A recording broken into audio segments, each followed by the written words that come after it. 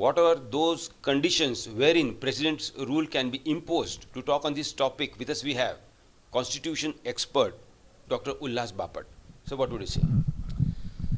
See, provisions relating to emergency, they are incorporated in Part 18 of the Indian Constitution.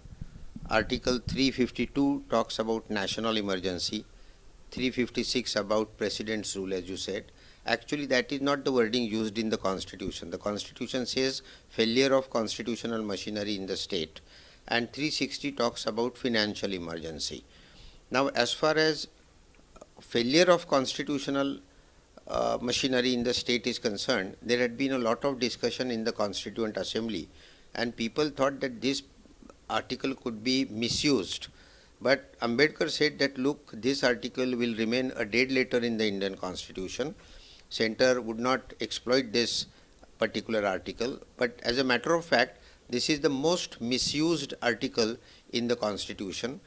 We have so far more than 125 President's rules in various states. Now, if there is a failure of constitutional machinery, then the governor recommends that to the President's rule to the President, and President on his own also can impose President's rule on the state. That means the executive power of the state goes to the President, legislative power goes to Parliament. High Court is not affected, judiciary is not affected, and fundamental rights of citizens, they are also not affected. So this is the provision. Now please see that this comes under judicial review.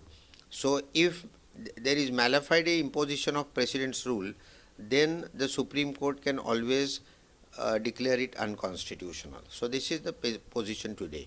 As far as Maharashtra is concerned, there are a few morchas and few stone throwing incidents, but then Bomai case, unanimously by the judges of the Supreme Court, they have declared that this is the last resort. If there is total failure of the constitutional machinery, then only President's rule can be imposed. And a particular minister is corrupt, or there are morchas, etc., etc., they do not give valid ground for President's rule. So as I see in Maharashtra today, the condition is not ripe for President's rule. And if it is imposed, because after all, the Prime Minister controls the President and the Prime Minister controls the Governor also. So it is possible that if we take the political decision to impose President's rule, then probably it would be declared unconstitutional by the Supreme Court, as was done in Uttarakhand case a few years ago. If President's rule is imposed, the ruling party over here, that is MVA, can appeal in the Supreme Court? Yes, High Court or Supreme Court. And as I said, judicial review is available if it is mila fide or extraneous grounds, etc., etc., then Supreme Court can declare it unconstitutional. That is done many times by the Supreme Court of India. Please see one thing, that the final interpreter of the Indian Constitution is the Supreme Court, not political parties.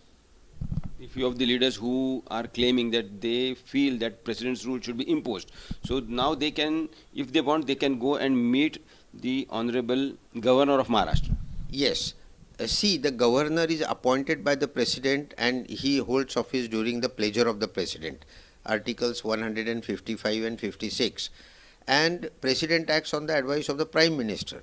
So you will find all through the history of independent India, governors are absolutely subservient to the Prime Minister. As a matter of fact, that is the reason why Soli Sorabji has written a book, and the title is Governor, the Sage or Saboteur of the Indian Constitution. So you will find ultimately it is the Prime Minister who decides what advice is to be given to the President and to the Governor.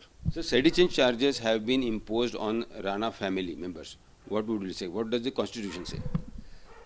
Personally, I have written a number of articles on this issue of sedition. This law was drafted by the British for their own sake. Now in independent India, that is to be used very sparingly. If you criticize the government, that is not sedition. So personally, if you ask me, applying 124A to this couple is a wrong step taken by the Maharashtra government. But sedition charges, as you said, that can be put on when somebody tries to topple the government.